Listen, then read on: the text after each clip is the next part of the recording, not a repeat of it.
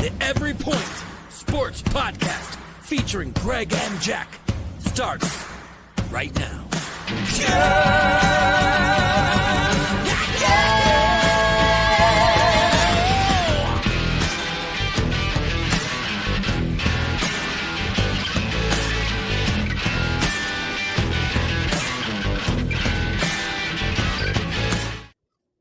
Welcome into the Every Point Sports Podcast. I am Jack Stache from Fantasy Farm Sports, and we've got the old gamer GK. Greg, how are we feeling?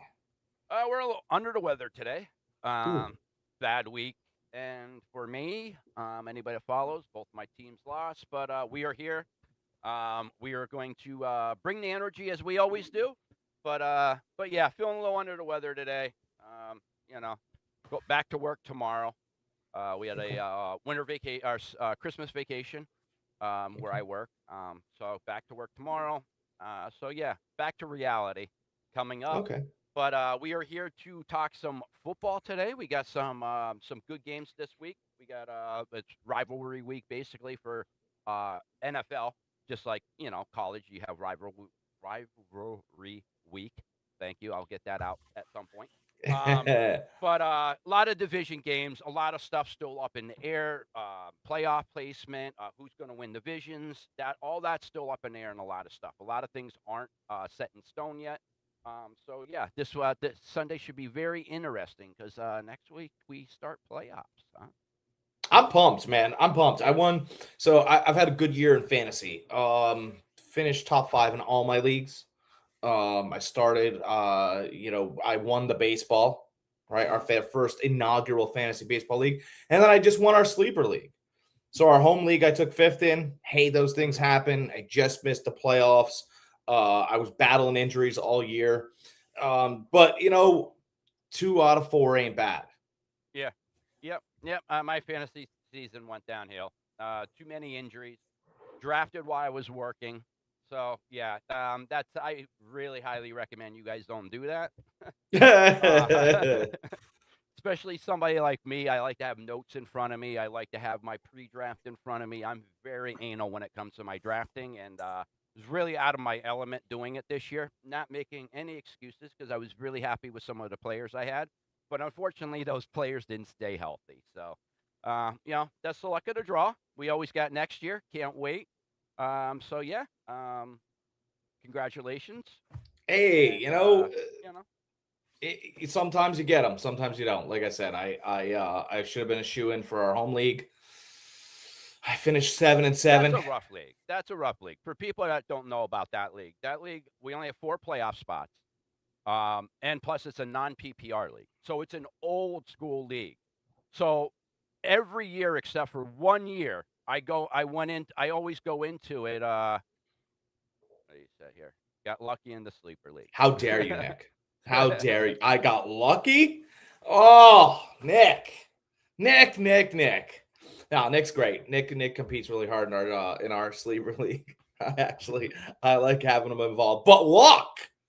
I mean, I was hitting 187-point weeks, baby. Yeah. Yep. Yeah, so yeah.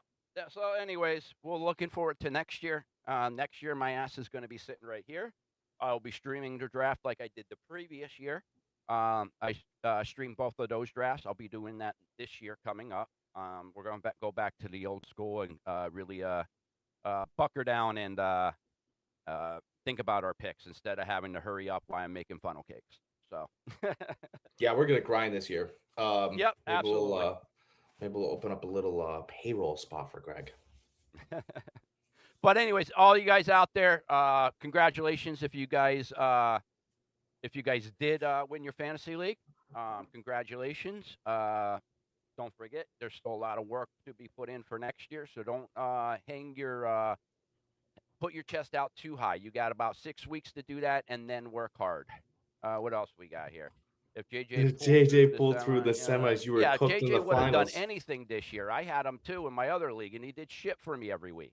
I'm gonna tell you something I did in my one league. You'll love this. I didn't take a quarterback until week 10. Until not week 10, until like round 10, round 11, right? Because it's a PPR league, so you got to collect those guys as well. And there were so many quarterbacks to me. Somebody was really smart and kept Bo Nix. Okay, that's not a keeper, but he's a great quarterback. Mm-hmm. So anyway, late, I went back to back. I went round 11 and I went round 13, and I took Drake May and J.J. McCarthy because I sat there and I thought, well, one of them will pan out. The one guy's got supreme excellent talent. That would be Drake May. And J.J. McCarthy's got all the tools.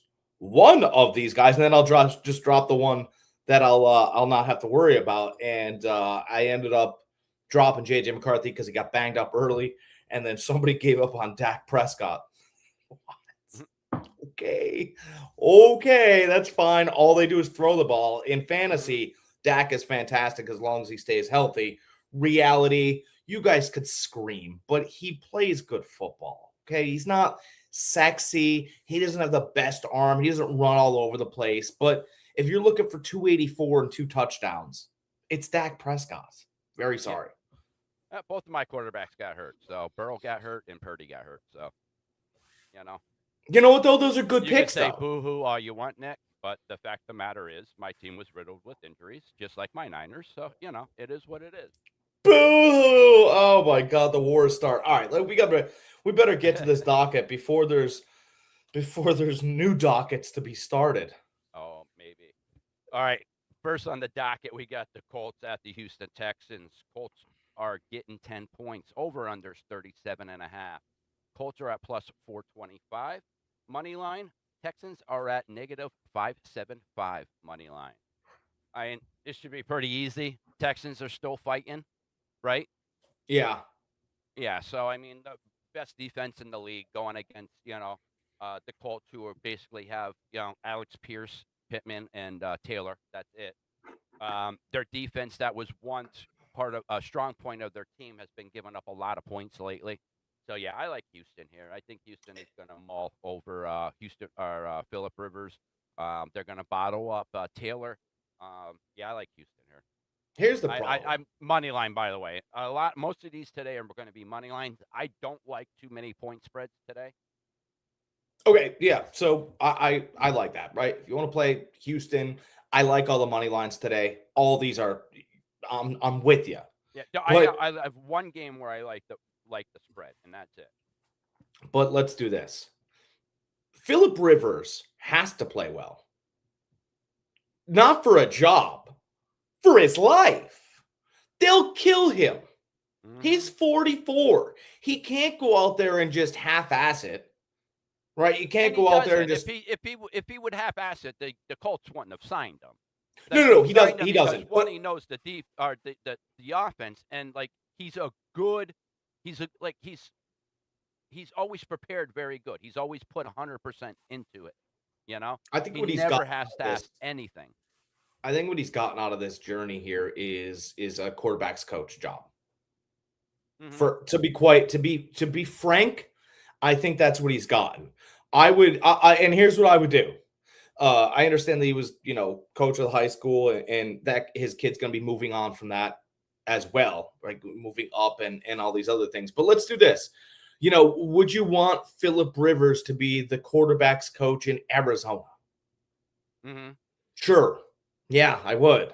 He's no different, in my opinion, than what Andy Dalton's doing for Bryce Young in Carolina. He's doing a great job. And I know that Andy Dalton's still on the staff, but not really. No one expects him to go out there and put on the tights week in and week out. And it's only if Bryce Young broke a leg, he'd go out and play. I think Phillip Rivers has played himself into a head coaching job in the NFL. I do. But he has to play well. He has to play well. Otherwise, he can get really hurt. He has to protect himself. And by protecting himself, he has to play well. And I understand the Houston defense is ferocious. He's going to hold the ball for maybe 2 or 3 seconds. This will be the one spread I'll take. I'll take the Colts getting 10 because he's been in games. Yeah, unfortunately, he's not playing today. Riley Leonard is playing today. Oh, Riley Leonard. Yeah, so Riley Leonard. The Colts are officially eliminated from playoff contention. Okay, so Phillip Rivers isn't playing. But you know what, though? Here's the other thing. I'll add to it a little bit. Oh, where are my Notre Dame fans? All the ones that scream that they should be in the playoffs. Put them in!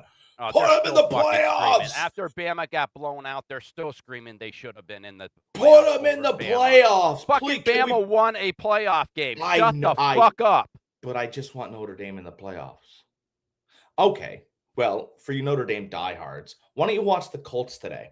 Count this as your playoff game, right? Because Riley Leonard was there last year when they were in the playoffs. Riley Leonard's 6'5" and totally capable, and he can move a little bit better than you think he can. And there's no tape on him. And but he can't. Maybe he can't do the things and have the information that Phillip Rivers does. But when Riley Leonard got the start in Notre Dame, it was out of nowhere. They just kind of threw him in, and that's how he works best. Took the job and moved forward that way. Houston hasn't seen this kid. He can move a little bit, but give me the Colts getting 10. I like having fun on days like today. Give me the Colts and your Notre Dame Riley Leonard getting 10. And watch them and cheer for them because Riley Leonard got you to the playoffs and he's your guy. Fucking hate Notre Dame. Anyways, man, I don't like to swear on the podcast because I want parents to be able to watch this, have their kids around. But I'm sorry, that's one team that really gets me worked up. Like they cry about every little thing that happens to them. You're having a tough week. Your beard was brown last week, so it's. I understand the week you're having. I get it. Look what the 49ers and Alabama did to you. Yep. Listen, Niners still in the playoffs. Alabama You're cursing. made the playoffs, won the first round. Listen, people, won their first round. So don't tell me that Notre Dame belonged in there over them. They won their first game in the playoffs. You're cursing. They just Your got beard's smoked going by gray. Indiana, who was a very good team. You're cursing. Your beard's going gray. Your pets' heads are falling off. Yeah, a lot of shit's going to be falling off. All right. I like Houston on the money line. Jack likes the Colts getting the 10 points. I do. I just call me crazy. Mm-hmm. All right, crazy. Next, we got Cleveland Browns at the Cincinnati Bengals. Browns are getting 9.5. Over under is 45.5. Browns are at plus 360 money line. Bengals are at negative 470 money line. I like the Bengals here on the money line, but it wouldn't surprise me to see the Browns. Well, actually, they're in Cincinnati. Never mind. Scrub that. I'm taking the money line with Cincinnati. I ain't messing with points. I'll take the money line and I'll give you a score. How about that? Because I can feel it. I like Cincinnati 30-20. But Shador's not perfect. He does find ways to move that offense. And I don't know if you guys have been keeping track. I have. A lot of these games, defenses come out. He's much quicker and much more agile and throws a better ball than advertised and maybe even they see on tape. And all of a sudden, it's 7-0. You got a defense coach screaming at them on the sideline. And then all of a sudden, it's 10-7 because they've buckled down. And then it's 17-7. And then Shador finds a way to battle back because, what they're doing, he can change to. He's a great athlete. And let's face it, Cincinnati's defense is horrible. So Shador should tear it up. Just saying. Right. I mean, you could be. The over here then? The over? I think you kind of convinced me for the over here. 45.5? I love it. Oh, please. That's coming in the first half. That's coming in the first half because, right. I mean, Cincinnati, like you said, runs a Pac-12 defense. There's not a lot of greatness on that side. Myles Garrett will get the sack lead. Shador Sanders, I love his over passing yards, whatever it turns out to be. I like him to go over just blindly thinking because he'll have to keep up with Joe and stuff. We'll call it over 260. What's that prop bet look like? 2 touchdowns. Yeah. So I'm thinking by him today. Even if it's windy, even if there's weather, it doesn't seem to really matter. He throws a good spiral. They could score whatever. And both of these teams are used to playing in weather. So let's not pretend that we got a West Coast team going over the East Coast team and they can't handle the weather. Both of these teams play outside and they play in bad weather. So they're used to this. And that's something not a lot of people talk about anymore, right? This guy's got a great arm, blah, blah, blah, blah, blah, all these other things. But the spiral of the football needs to cut through. The Yep, the needs to be spinning tight. it is the Mhm, spiral. It needs to be tight. And Burrow throws a great spiral. mhm. Guess Yep. what? Sanders throws a great spiral. That thing, Throws a that lot thing of is a, floppy balls too, though. but that thing's a spiral. When it's long, it's a spiral. And listen, he played in Colorado too. Let's not pretend that the weather's nice up there either. you know? It's not. He's got elevation. He's got weather. Exactly. He's got all these elements. Yeah. So Yeah, so I mean, the kid's used to it for what, 1, 3 there, 4 years. He's used to playing in that type of weather. So, yeah, you know, he'll be fine. I do like, yeah, I love the over here, and I like the Bengals on the money line. All right. All right, next we got the Dallas Cowboys at the New York Giants. The Dallas Cowboys are at giving 3 points. Over under is 49.5. Cowboys money line is at -162. Giants are at +136. I said before, there's one game out there that that I like the spread on, and this is the one. I like the Cowboys here. I like them a lot.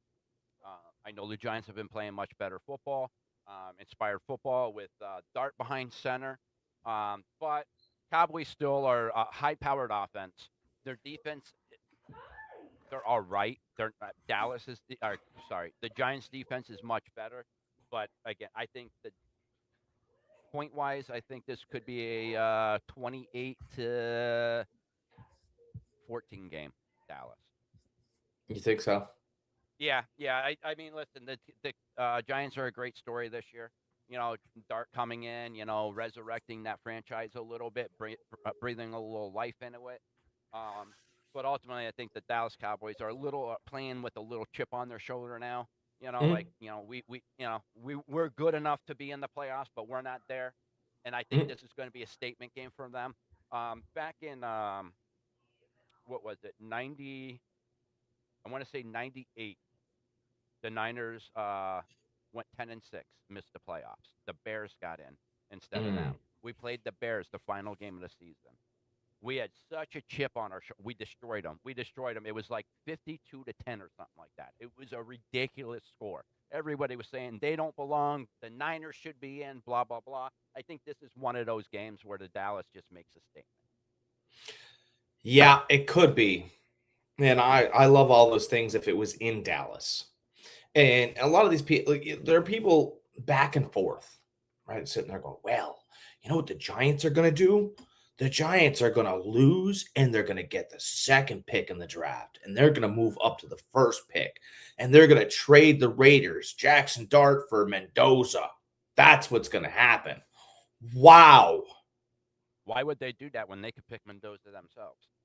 Wow. Because the Raiders are probably going to take Mendoza. But the They whole should. thing is like, if you're, I know, I get it. He's the guy, but just you guys are really working hard for a conspiracy here, right? Like you've got to trade your 2 pick, and then they get Jackson Dart, and then there's a lot of stuff there.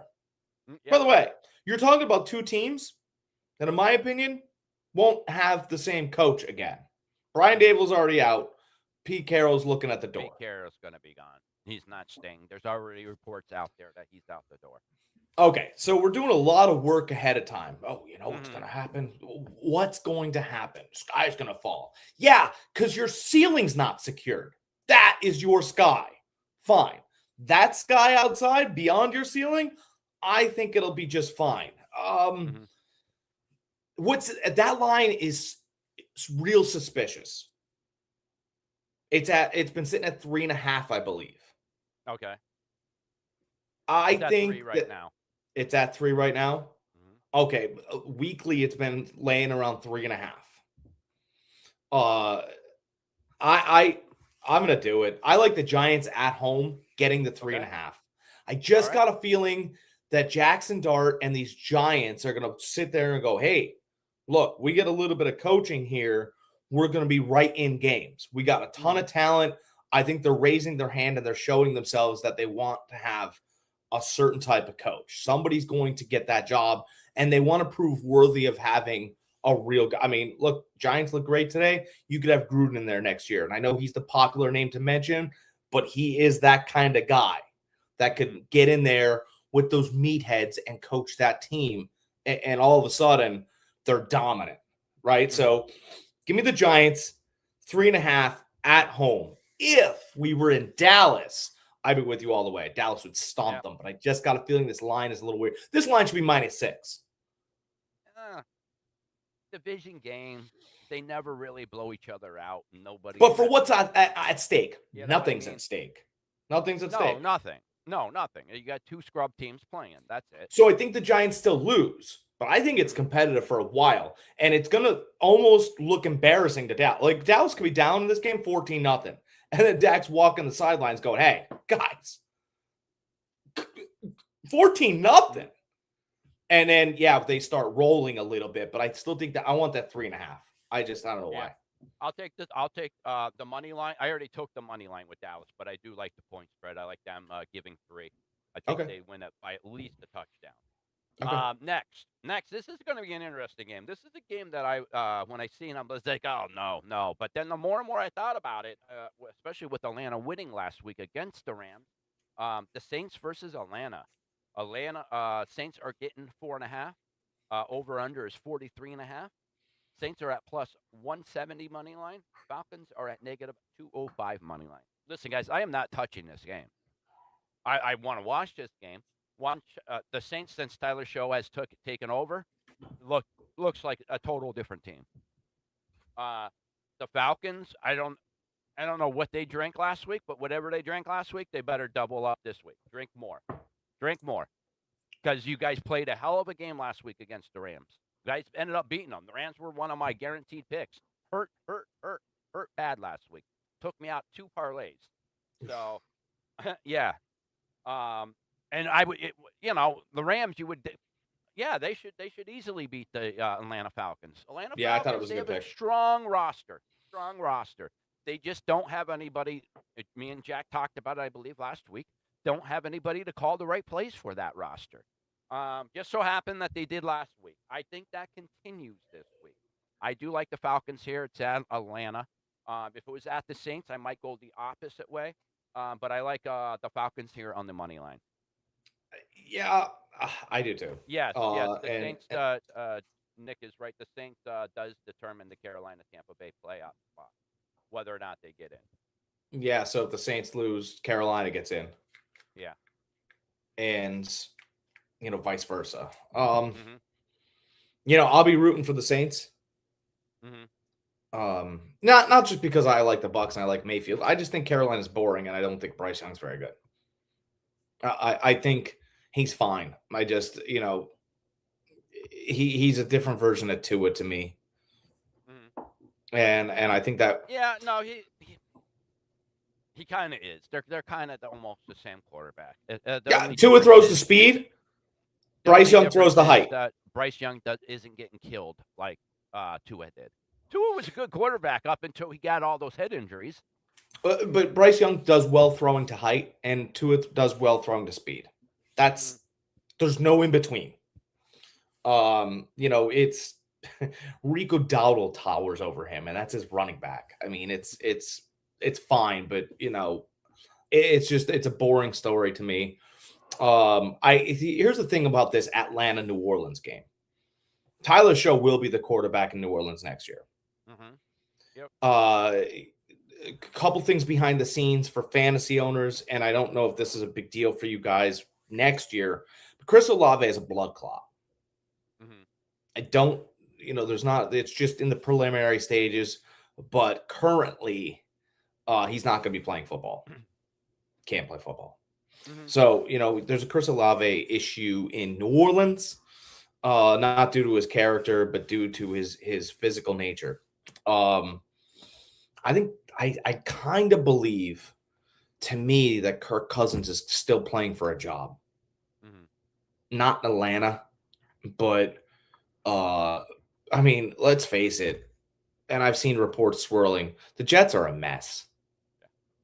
The Jets are a mess. I know the Dolphins are a mess, but the Jets are really a mess. The Jets have no direction. Like, for everybody that thought that Justin Fields needed one more chance, just let me have your TV subscription to watch football next year, because you don't watch it. You might sit there and eat potato chips, but you don't watch football. Justin Fields has been the worst give him another chance ever in the league. Jamarcus Russell has more talent than Justin Fields and never got another chance. Well, that's because Jamarcus Russell ballooned up to almost 300 pounds. He was like 280 pounds as a quarterback.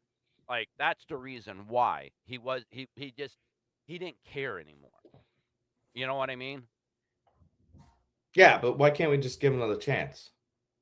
Because he can't stay healthy. He can't be on the field. 280 pounds. Justin Fields had a game out further than what his pads did. Yeah, it would have been an interesting story to watch, at least, instead of Justin Fields throwing for 35 yards through 3 quarters. That's 10 yards a quarter. Listen, 10 point or 12.2 for all you mathematic people out there. I mean, it's embarrassing. If he would have got somebody in there that would have been able to run the read option, he would have been a serviceable quarterback up there. But unfortunately, everywhere he goes, they try to turn him into a pure passer. What do we always say about Justin Fields? He's a great athlete. Great athlete. And if you're gonna commit to him behind that line under center, you need to commit to him being an athlete and not a quarterback. I wish, and it hasn't been that way for a long time, but I really do wish we committed more money. Maybe as a country, I don't know how we do this, but I wish we committed more money to Olympians, because Justin Fields would probably be one of the best Olympians we ever fielded. Mm-hmm. I mean, he could run and hurdle and long jump and all those things. Unfortunately, none of those are valuable in the NFL. No, you need to be able to throw a pass. Huh? Yep. Not unless you're a running back. Right. You need to be able to throw a pass. I thought one of the greatest passes I saw in the league last night. I watched the Bucks play the Panthers, and it was 3rd and 4. Bootleg. Mayfield comes out. It's an absolute downpour, mud everywhere. Yep. Right. The field you could see it slopping up on their cleats, and weighed 10 pounds more than what it should have. And we know Mayfield likes to give it a go with that arm. Mm-hmm. And he almost shot putted it. He just boof. He threw it up so it landed for Otten, not at Otten. Mm-hmm. And it was a pillow. And I sat there and I thought to myself, wow, what a fantastic. That was one of the best passes, because you needed the first down. You didn't need to gas it. And you threw what somebody would throw in 4th grade to their best friend. Mm-hmm. And it's a pass that Justin Fields can't make. Mm-hmm. But you needed it. And we know Baker likes to put gas and mustard and everything on the ball. And I thought that was a grand maturity of the player to know that Otten needed a pillow. Mm-hmm. And Justin Fields would have thrown it 4 yards over his head with all his might. Absolutely. Mm-hmm. Yeah. So maybe Kirk Cousins plays very well today. Atlanta beats New Orleans. Who won the first meeting? I always like to know those things. Because those things are the things that I think New Orleans actually snuck up and beat them the first time. And if this is a divisional game, usually there's payback involved. Atlanta's very talented. And I don't believe that those players are just going to lay it out. By the way, not for nothing here, but Kyle Pitts is starting to look really good with Kirk Cousins. And I know that we like Michael Penix Jr. and everything, but I feel like this Atlanta team's just going to look the same next year. Mm-hmm. Maybe I'm nuts. Maybe Penix another year, it'll start to do better. I don't know. I kind of saw the same out of Penix this year as I did the 4 games that he played the year before. Don't you feel that way? Yeah. Mm-hmm. I don't. Let's see here. They played back in November 23rd, 2025. Falcons won 24-10 at the Saints. Really? Yeah. Cousins did play that game too, by the way. 24-10. Atlanta won the first meeting. Yeah, Kirk Cousins threw for 199, 2 touchdowns and interception. Huh. That's really interesting. You know what? Tyler Because I like the did play in that game too. He was 30 of 43, 1 interception, no touchdowns, threw for 243. give me the comeback then. Give me the comeback. I'll take New Orleans on the money line. Okay. Here's your good money line, guys. I like Atlanta. I know. This game. So, all right. Next, we got the Green Bay Packers at the Minnesota Vikings. Packers are giving 12.5.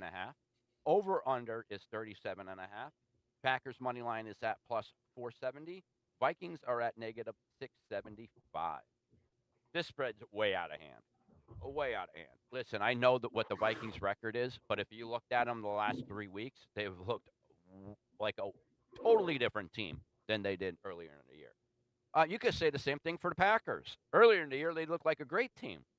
Lately, they don't look like a playoff team. So, I like the points here. I will take the 12.5 with Minnesota. I'll take the 12.5 and run. The Vikings are getting 12.5? Yes. Yes. Yep. What? Yeah. Yes. I Spread. don't get it either. 12.5. I mean, the Packers haven't looked that great lately. Like, I don't understand what this is. And they're not playing half their team. That's crazy to me. Yeah. No. It's the opposite way. Yeah. It's the opposite way. The Vikings are minus 12.5. Minus 12.5. That's what it is. Some odd reason I thought it was the other way around. I'll take the Vikings on the money line. How about that, Nick? Yeah, me too. Money line. How about that? Even though you said I got lucky in our fantasy league, I'll pick your Vikings this week, and I'll pick your JJ McCarthy, and I think they're going to outbest the Packers high school team that they're going to field today. How about that? JJ even playing? Yeah, he is playing, and he's going to look is he? awesome. Oh, my God. He's going to throw for 300 yards. He's going to look like he did against Michigan because the team that he's playing today is going to look like Northwestern. Take the Vikings because they're playing the high school Green Bay Packers. Mm-hmm. And, you know, Nick, I want you to make sure that you put on the purple socks and everything. I want you to get all dressed up because this is going to be your Viking swan song. And when you go out, talk to your friends, you go, yeah, who won the last meeting with the Vikings and the Packers? And it'll feel good. Moral victory. Moral victory. Take the Vikings. All right, next we got the Washington Commanders at the Philadelphia Eagles. Commanders are getting 3.5. Over under is 38.5. Commanders are at plus 154. Eagles are at negative 185. I'll take the Eagles. But they're at home. Ultimately, I think the Eagles on the money line here. I'm not messing around with the point. Yeah, let's not be too cute here. Just take the Eagles, even though the team to me just feels like an emotional mess every week. What's that? The Eagles, they just to me every single week. I didn't think it was true, but it is true. Remember, Will Ferrell in a lot of his movies, like, I just want to punch your face. That's how I feel every time I see Nick Sirianni. Mm-hmm. He's just got a terrible face. He's got a face I want to punch. I hate his face. Jalen Warren went off the wrong week. So we're playing what ifs now. Okay. Oh, what ifs? Oh, well, what ifs? I got a lot of what ifs, but we won't go that route. We won't go that route. We both like the Eagles here. Yeah, we both like it. What if I was able to really punch Nick Sirianni in the face? Take the Eagles.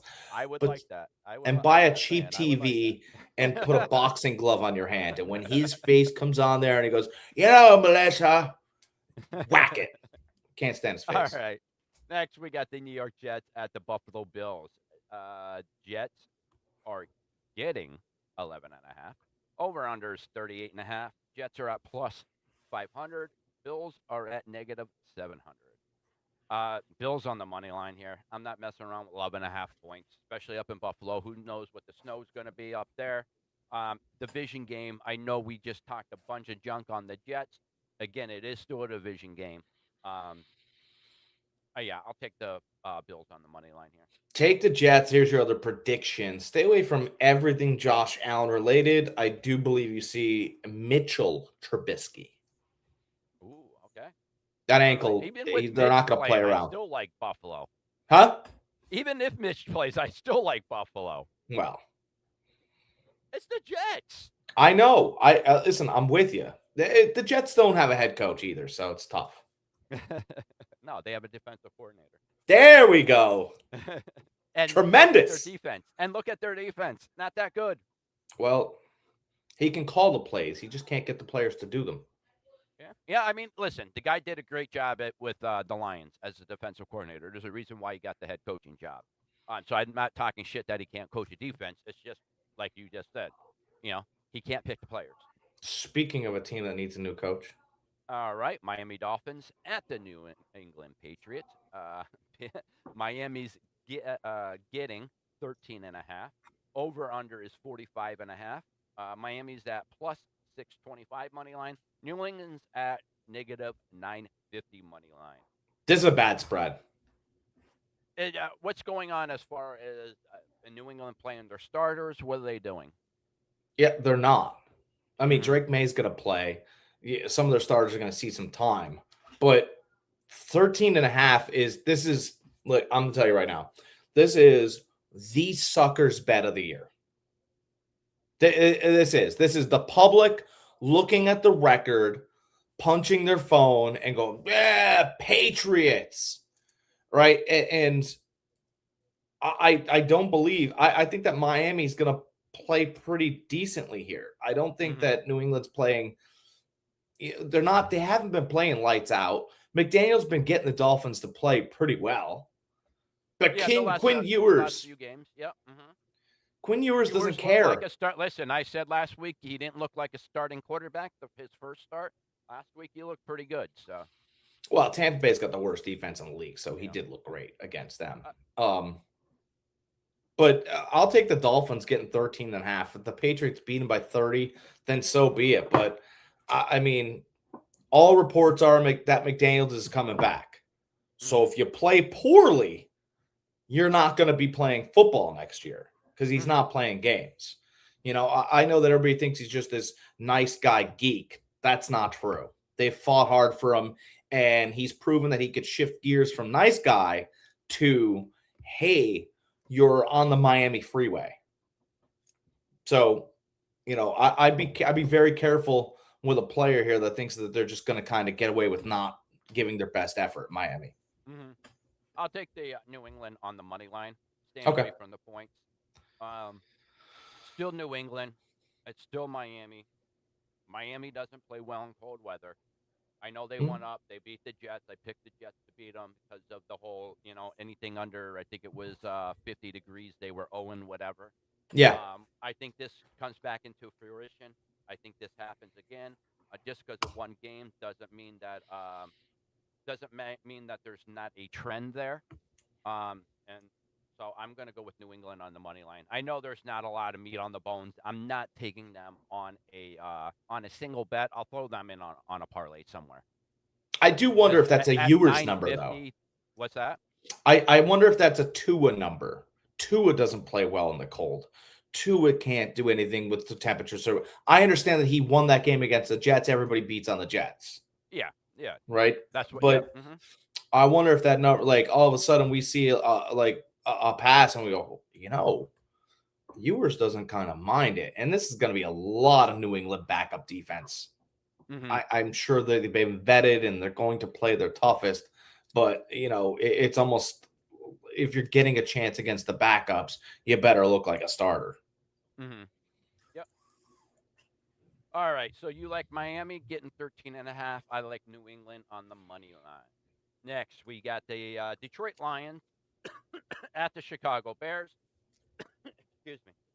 Detroit's getting 4.5 points. Over under is 51.5. Detroit's at plus 164 money line. Bears are at negative 198 money line. This is an interesting game, but ultimately, I think it's going to come down to coaching, and I think the best coach on that field is Ben Johnson. I think he was the catalyst in that Lions team the last couple years down there with Campbell. So on that note, he took his talents to the Bears. So I am taking the Bears on the money line. I liked the Bears in the first meeting. Mm-hmm. And the Bears won, right? And the Bears have had such a gauntlet of late. Mm-hmm. Right? They've had to deal with Detroit. They've had to deal with Green Bay. They've had to deal with San Francisco. I mean, it's just one after the other. And here's the thing with Chicago. They've done a good job, but not a great job. Defensively, they're losing 2 guys a week. In San Francisco, that starts to catch up. Mm-hmm. Offensively, their best player is Luther Burden of late. He's a rookie. Yeah, right. Been a stud for them. Huh? Loveland, rookie's tight end. Stud for them. Right. But okay. But again, both rookies, right? And I just, to me, Detroit's out of the playoffs. But the only thing that I think Campbell is a great motivator. Mm-hmm. I think Detroit has enough pride here. Chicago's locked up the 1 seed. Mm-hmm. No, they don't. No, the 1 seed belongs to Seattle. Niners and Seattle were playing for the 1 seed last night. The winner of that game got the 1 seed. Oh, okay. All right. Yeah. Well, I still think Detroit wins. I'll take Detroit on the money line here. All right. If they lose on the money line. If they lose, Campbell's not even going to be able to go to an Applebee's in Detroit, let alone work there. I think Dan Campbell's the worst coach in that division. He takes too many chances. I like him as a motivator. He needed somebody like Ben Johnson. You said this before. I forget on what podcast, to reel him back in, save himself from himself. He doesn't have that anymore. He doesn't have your Aaron Glenn. Your Ben Johnson isn't there. Those guys are gone. He brought in his own guys. Those guys are basically yes men right now. You ever hear somebody go, "I'll die on that hill"? Mm-hmm. You know what happened? And that means that I'm going to win the argument. You know what happens sometimes, though? Sometimes you die on the hill. Yeah. Yeah. And that's what we're seeing here. Mm-hmm. That's what we're saying is, he needs to tone it down, but there's nobody there to tone him down. He's too emotional. He's a player. He's a player through and through. All right, and I don't fault him for that. You listen, he has great qualities, but you need somebody there to structure that, to temper him. Our players are Goliaths, right? They're big, they're burly, they're strong, they do all the time. Our players are Goliaths. Well, currently, Goliath has been slammed down to at least his knees. Right? 1 year without your head coaches and you still have the same talent and you're not in the playoffs. Mm-hmm. I'm going to tell you that if this happens back to back, I don't believe Detroit's going to hang on to him. Kevin O'Connell's done a better coaching job with what he's had. Matt LaFleur is a better coach. Yeah, and those guys are actual coaches. You said it best. Campbell is a motivator. He knows what to say to his players to get the best out of him. That's not the same as making the best scheme for his players. Right. That's totally different. What's perfect for a team when you got somebody like Campbell, who's a great motivator, and then somebody like Aaron Glenn and Ben Johnson that's great at scheming, you put those two together, you come up with a great team. Right. And so now we're at the point where, and I'll be the first one to do it, because what do I care? You guys don't listen anyway, and I told you Detroit was not going to the playoffs, didn't I? Did I not say this? Said to start season that Dan Campbell is going to be your Achilles heel. Yeah, he's the greatest. Wrong. I told you. And I'm telling you this, that if Dan Campbell does not adapt, he will die on that hill he claims he wants to. Mm-hmm. He will be wearing that Applebee's headset full time. These are promises I'm giving to you. One more year of this, they're not going to waste Goff, Gibbs, Laporta, go down the line, St. Brown. They're not going to waste those careers on this guy that wants to go on 4th and 7 all the time. Dan, it's on your own 20. Yeah, well, you got 7 yards before, though. When? He does it all the time. He doesn't do math proper. You're down by 10 with 7 minutes and 30 seconds to go in the game. What does he do? He goes for it. Why don't you kick the field goal, put some faith in your defense, and live to have to manage the game within the 2-minute drill? Why don't you ever do that? That's the thing, though. Know your team. You know your defense is banged up this year. You've lost multiple players. You're playing with third stringers in your secondary. Listen, I'm a Niners fan. I get it. But your offense can't put your defense in a bad situation. Take the points when you can take the points. 3 points is 3 points. Don't go for it and don't get points and put your defense in a bad situation where they have to stop that offense from scoring because your offense can't score because you keep going for it on 3rd down or 4th downs. Listen, 3 field goals is 9 points. All right? You go for it more than 3 times in the red zone. Yeah, he does silly things. And I'm not saying this was all him either, but when you have contracts of players that all they want to do is be on the field, you should probably do your best to hold on to those players. And I'm mentioning CJ Gardner-Johnson right up front here. CJ Gardner-Johnson was the best player you had in that defense because he plays all the time. And you ask him to play safety, and he'll move to corner, and he does a lot of things. And now he doesn't do anything for you. He does everything for Chicago. And he funny how Ben Johnson noticed. Mm-hmm. He actually had a pick called back, but he's played well with Chicago. So, but when he's on the field, like he was in Philadelphia, like he doesn't play he doesn't play and start for garbage defenses. Mm-hmm. Think about that. CJ Gardner-Johnson started for the Eagles. Yeah, that's a monster defense. He came over from the Saints. He came over from. Right. I mean, the dude could flat out play. So my point being is that you should have held on to that player that could have helped your defense. Yeah, absolutely. If anything, depth. All right, so you like Detroit here. I like Chicago. I just took Detroit right now. I took them getting the 4.5. I got them getting 4.5. Chicago here. I like Chicago on the money line. I'm not taking the points. I told you there's only one game here that I like the points. And we already went over that. Next, we got the LA Chargers at the Denver Broncos. Chargers are getting 14 points. Over-under is 37.5. Chargers are at plus 850. And Denver is at negative 1450. Listen, that LA, that Chargers line is beat up. Herbert's going to get killed today. I see it already. I really do. I'm not taking the 14 points. I don't even want to touch the money line here because it's so big. But when I'm picking a team, it's going to be the Denver Broncos. I'm not taking the 14 points. I'm taking the money line. But, yeah, I think Herbert's going to get killed today. I don't think Herbert's playing today. He's not? I hope he's not because whatever quarterback is playing, they're going to get killed. It's Trey Lance. Trey Lance today, ladies and gentlemen. Yeah. It's going to definitely be Denver. No issues, no problem. I'll tell you what. Now that I know that, I might even take the 14 points. I'll tell you, you want some fun? Here, let's have some fun. The over or the under on Trey Lance's passing yards is set at 163.5.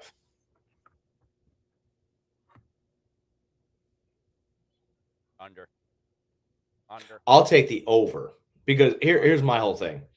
My whole thing is that, you sit there and you go, wow, that Denver defense, half of them aren't playing. And so if all he's going to do is play against backup schemes, which is what he's going to get, and backup players, again, what he's going to get, can Trey Lance throw the ball? Yeah, he can. And he's a real athlete. He have time to throw the ball. That's playing against a backup defense and backup schemes. There's nobody on their offensive line that's playing for the Chargers. Right. So this is a preseason game. Trey Lance looked pretty good in the preseason. I mean, it's a preseason game. And maybe Trey Lance is playing to be, maybe he wants to be the starter of the Cardinals. Maybe he's vying to be. You know what? Maybe he's the answer in Miami. You don't know, right? Nobody knows. My whole point is that if he wants to be a ball player and he's playing with backups here, this is a fantastic preseason game for him. I'll take him to go over 163. It's minus 120. It's not the wildest bet in the planet. Mm-hmm. I like that one. I'll take Trey Lance because I think if he was going to go under, I think the number would be lower. I think it'd be like 150, and then you'd be like up in the air, 152 or something. I just think he's going to sling it. And if he's going to sling it, 14 and a half points, I'll take the Chargers. Okay. All right. I'm still taking Denver here. I just don't think Denver's are even with their backups playing. Listen, I'm a Harbaugh fan. I just know what that team looks like when that quarterback is being rushed, even with Herbert back there. So I understand Denver's playing with their backups, but backups against backup tackles, I'll take the backup defensive ends. You would, wouldn't you? Yep, I would. Next, we got the Arizona Cardinals at the LA Rams. Cardinals are getting 14 points. Over-under is 47.5.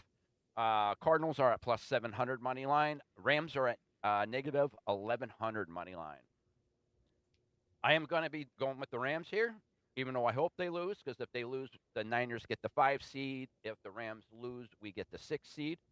But yeah, I mean, they're playing the Cardinals. I mean, shouldn't have to say anything more than that.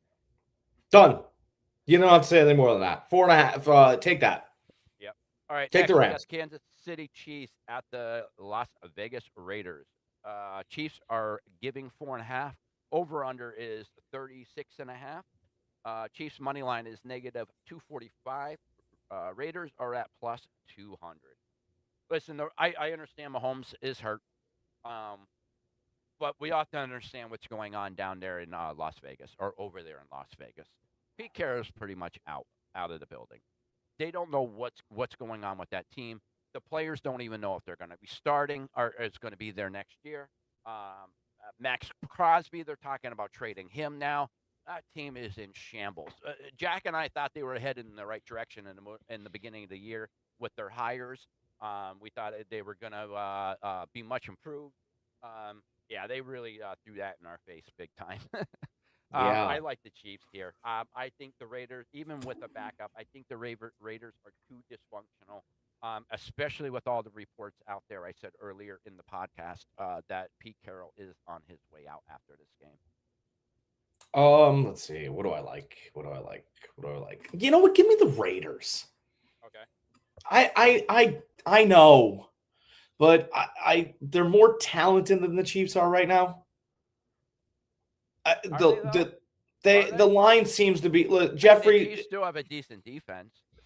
Give me every play defense. Give me every Alshon Jeffrey prop bet. Give me that as well because he's been playing better.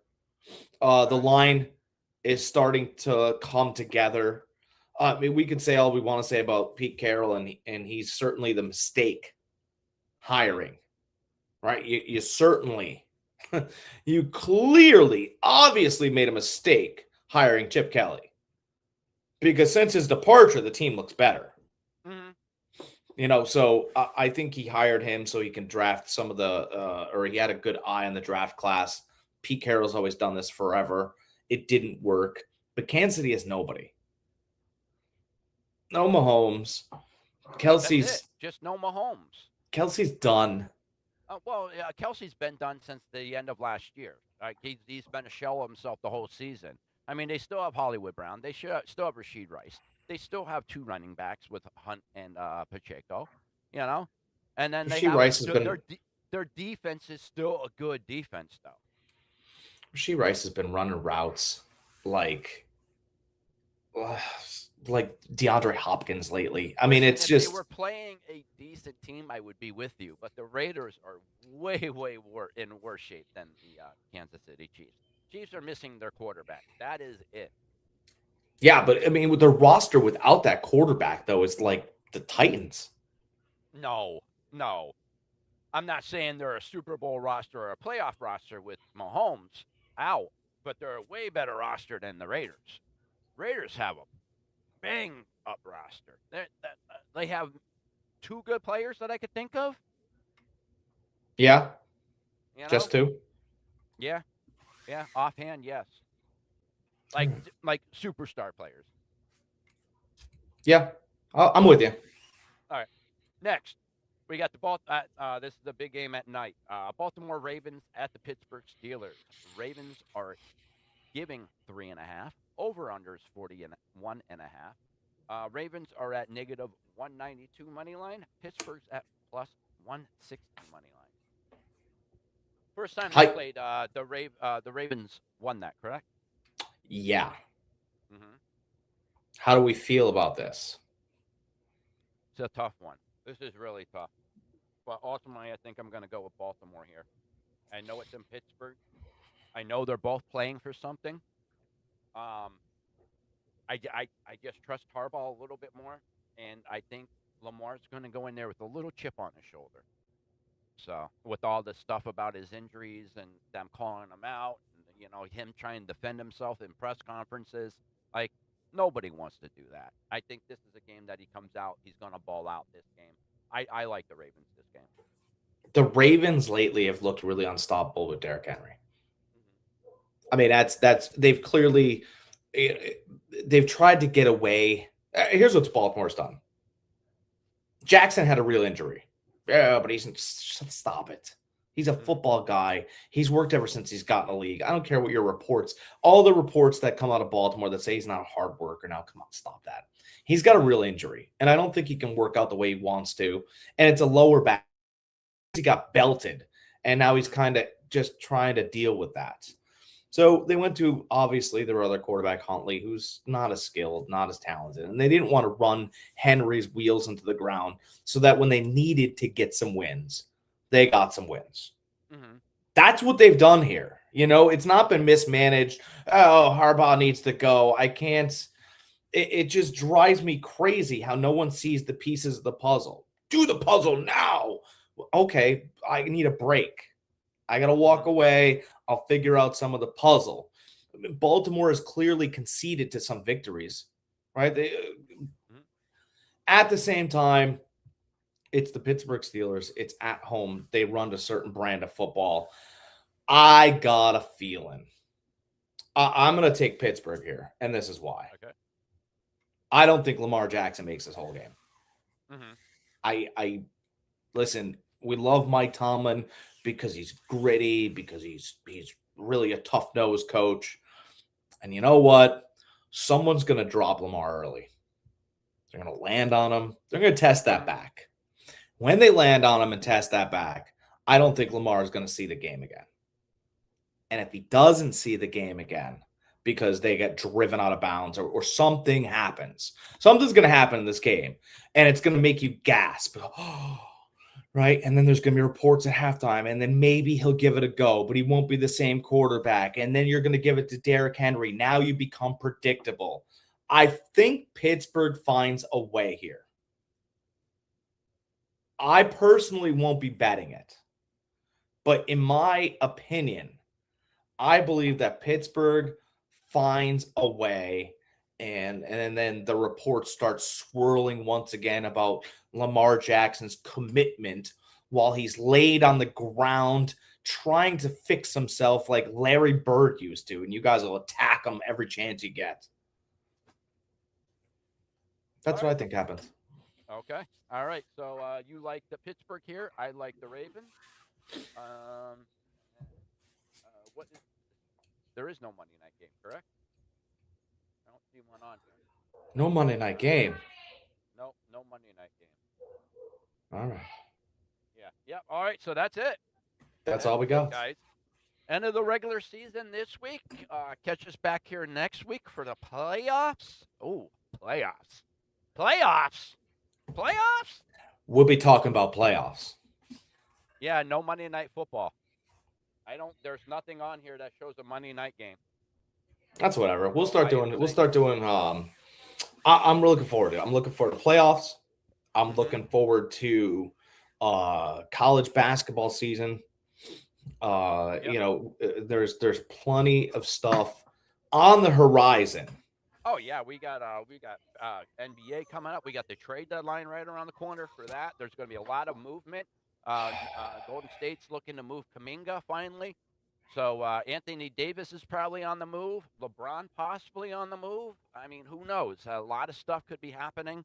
I'm gonna write a Um, letter to the NBA and ask them if we could just get rid of traveling. No, just because because if you're not gonna call it, why am I gonna yell it at my TV screen? But it's the gather rule, brother. It's 7 steps. It's an impossible league to watch right now. It really is. I can't. I can watch I college watch it, basketball. though. I know, but it's. I didn't think it could get worse. All I see is highlights of 7 steps in a gather. How does a guy make it from half court to the basket with 2 dribbles? Yeah, it is what it is. You know, It's a great response. Well, it is what it is. We can't do any. We can't change the rules. They've. I've been crying about this since they introduced the Euro step. Like, tell me that you're telling me that's not a travel. Whatever. Okay.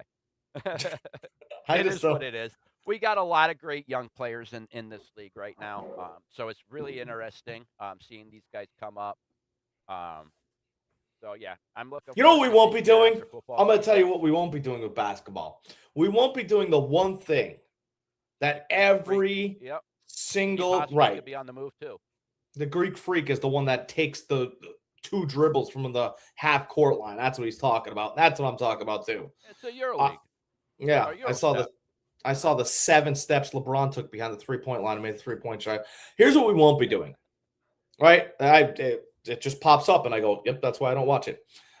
We won't be doing a GOAT debate.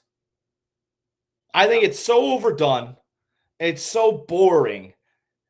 And it's been settled. Yeah, there's only one GOAT. We all know who it is. Michael Jordan is the greatest basketball player to play the game. In my eyes. Mm-hmm. That's it. The other players are very good players. They have different skill sets. I like Reggie Miller. I like Isaiah Thomas. I like a bunch of different guys. But I'm not going to sit here and we're not going to sit here and do the Michael Jordan versus LeBron James greatest of all time debate. It's a waste of time. It's a waste of viewers' energy. And it's been done to death by people that are just clicking on it. We're not doing that. I refuse to do it. I'm over it. No, we'll be covering the game like it should be. We won't be going through every game like we do here and going through best bets and all that, like all the games that we like. This is just something we do for the NFL.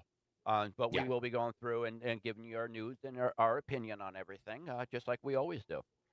Yeah, we'll be talking about Cooper Flag and timelines on Tyrese Halliburton's return. He's a fantastic player.